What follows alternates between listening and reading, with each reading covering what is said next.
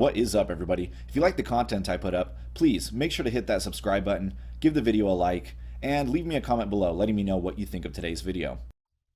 What's going on, everybody? Starscream here, and today's video is going to be kind of a quick one. I normally try and get these videos out for events like the Lunar Event that's currently happening out kind of like right when it first starts, so I can help out as much as possible, but unfortunately I was very busy with work this week and just haven't had any time to do it. I know we're about halfway through the event, but I figured I could at least put something out there to help for those of you that are still having trouble.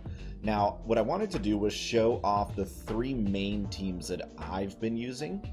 I wanted to give you guys a few different options. The reality is, at some point, the boss gets so hard that no matter what team you're using, it's going to be pretty difficult. And odds are, if you're here watching this video for tips on how to beat this more effectively, then you're probably at some point going to have to reset, and you're just going to run out of heroes anyways. But the teams that I'm going to use do use a variety of heroes, so that way if you lose a hero, you have a couple other backups. So normally in the beginning, I like to use a really fast team. That team is going to be Ember and Pontifex. These first few stages are like super easy, and I don't want to waste time on the easy stages with teams that might be more effective than this team but might take longer.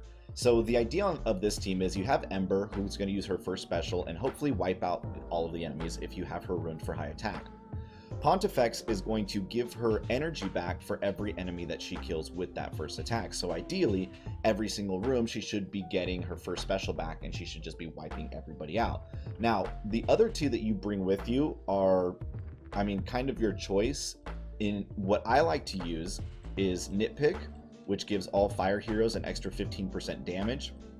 And then I also like to use Ignis.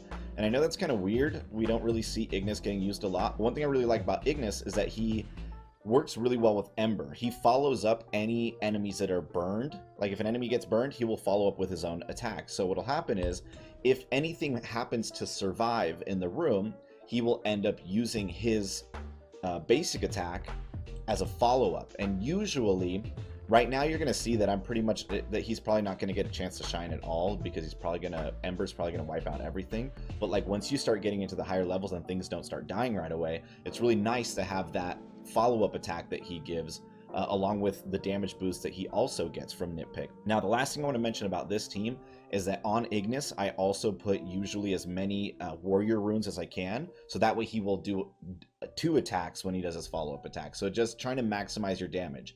At some point, like I mentioned, the team will start wiping everything out, and you'll probably end up losing someone, but then you have the option of moving on to a more effective team. So most of the teams that I'm going to all the teams that I'm going to show you here are mainly made with the intention of being able to auto run. I don't really have time to be like choosing all of my attacks and stuff like that. I want to try and get out as many of these runs as I possibly can, as long as I have enough courage for it. So because of that, I'm always going to be trying to find teams that are good for auto run. There might be teams that are better than the teams I'm going to show you, that if you're like willing to sit there and choose each attack one by one, but that's not really what this video is about. And that's the last stage wiped out. As you can see, pretty quick. Again, if you have those heroes, which I imagine most of you guys, especially longtime players, have these heroes. Even if you're like a returning hero that stopped playing for a while, this requires no new heroes. So hopefully this team helps. And I used that team yesterday for probably the first 20 or 30 stages. It was pretty easy running that. The next team I'm going to show you here is an assassin team. The cool thing about the assassins is that they synergize really well together, and it's 3 fast attackers before the enemy ever gets to go, which helps a lot. And then Aria also does a ton of follow-up attacks. This team I used all the way up to stage 40 or so yesterday when that Ember team stopped working. This team doesn't really have any special rune setup on it. The only specific runes I'd say were on Aria. I threw 3 enablers on her just to make sure she would always do an epic attack once she does her counters. But aside from that, I pretty much just loaded them all up with a ton of attack. It is a good idea to put some type of healing rune, so I would put at least 1 like vampiric rune on each hero, or if you don't have any vampiric runes, maybe like a healer rune so they gain 10% of their health back. This helps a lot in later levels where they start losing little by little, and as long as they have something on them, they'll be able to keep getting all their health back, and it'll definitely help you out in the long run. Great, so as you can see, that one's also pretty fast, pretty effective. Obviously it will start getting harder, so it won't be as easy, and you might want to keep an eye on it at later levels. So we're talking once you get past like stage 30 or so, you're going to start wanting to watch what's going on. Even if you don't necessarily have to click the buttons, even if you have it on auto, you should watch just in case. You might need to use like one of your res potions or something on one of them, but for the most part this could carry you very, very far. All right, and the last team that we're going to look at here is widely considered in my guild to pretty much be the most effective team, especially once you get to way, way higher levels and things get way more difficult, and that's going to be Dagon, Serenity, Valken, and Jhin. Now, the great thing about this team is that Jhin should follow up on a lot of Dagon's attacks, so you're going to get a similar effect that we had on the Ember team where Ignis was following up Ember. In this case, it's just going to be Jhin following up Dagon, which is honestly a little bit more damage than you would be getting with Ember and Ignis. Serenity is just a really good hero overall, and 2 of Valken's attacks will proc her haste. And then later on, when it gets a lot harder to be able to auto run it, you'll be able to use Valken's second special on turn 1, and then you'll be able to pretty much indefinitely give your team haste throughout the rest of the match. So it ends up working out really, really well, especially at later levels. The only real things that I have specific on this team are on Valken. I have 3 festives to make sure that I can use his second special once we get to those later levels. And then on Dagon, I have mostly just attack from what I can remember. I don't think I put anything really special on him. And then again, like the last team, I would just recommend if you have them to put some type of healing runes on your team so they can keep themselves alive at those later levels.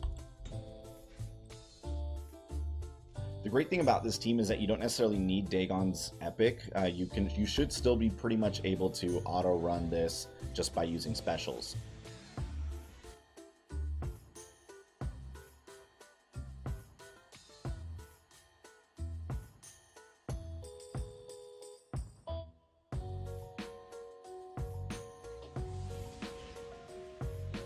So here we see Jhin's follow-up attacks going into effect and pretty much wiping out the whole rest. And that is that for this video. Again, I know this is going to be kind of short and sweet. I just want to make sure I can get this out as fast as humanly possible, and it does take a little bit of time to render this out and upload it, so I'm going to keep it short and sweet. If you have any questions about my runes, you can ask them in the comments below. I tried to give you any of the important ones. If I didn't tell you, it was probably just attack. If I wasn't specific about what the runes were, it was probably just attack and, you know, some unbreakable hearts or something like that. The only other tips I'd give you for the event are just be aware that for the quests, for the daily quests, I already did them on my other account, but on this account I haven't done them yet. But you'll notice that like each day it's going to have a complete the dungeon with whatever.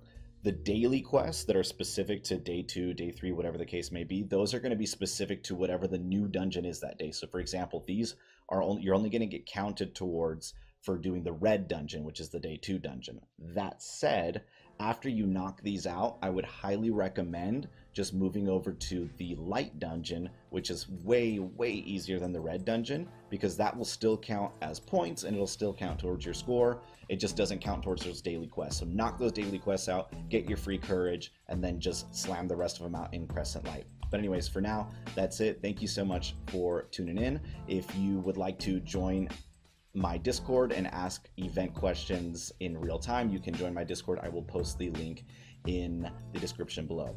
Have a good day. More damage than you would be getting with Ember and